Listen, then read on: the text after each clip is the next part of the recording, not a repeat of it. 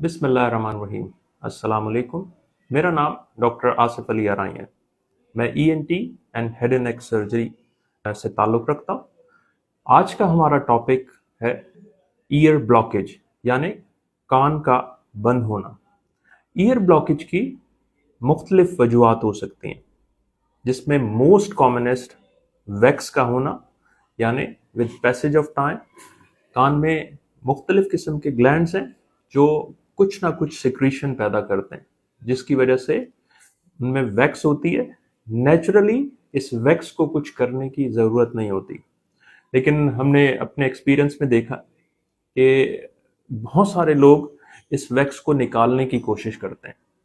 तो वो इसी तरह है कि अगर आप किसी होल में कोई चीज़ डाल के, जिस तरह क्यू टिप्स है, उसको आप होल में डालेंगे तो वैक्स आपकी लेयर बाय लेयर पुश्ड होगी, और उस पुश्ड होने की वजह से व्हाट हैपन कि वो एक दफ़ा में आके स्टोनी हार्ड फीलिंग देगी और वहाँ पे ब्लॉकेज करवा देगी।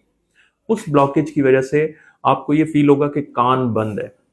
अगर सिर्फ आपके सिम्टम ये हैं कि कान बंद है, तो 99% चांसेस यही हैं कि आपके कान में वैक्स की वजह से ब्लॉकेज हो रही है, और उसका इलाज यही है कि आप अपने करीबी डॉक्टर को दिखाएं।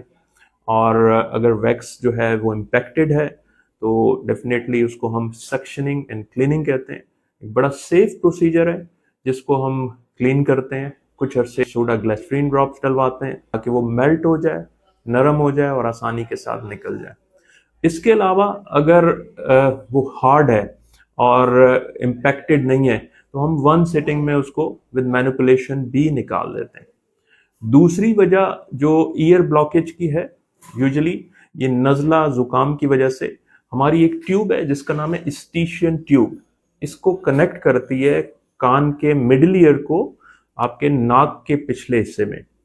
इस ट्यूब का फंक्शन ये है कि ये ट्यूब आपके कान के अंदर बैलेंस को मेंटेन रखती है, एयरेशन को मेंटेन करती है। अगर किसी वजह से इस ट्यूब में ब्लॉकेज आ जाए तो आपके ड्रम की रिट्रैक्शन होती है और आपको उसमें ब्लॉकेज फीलिंग आती है।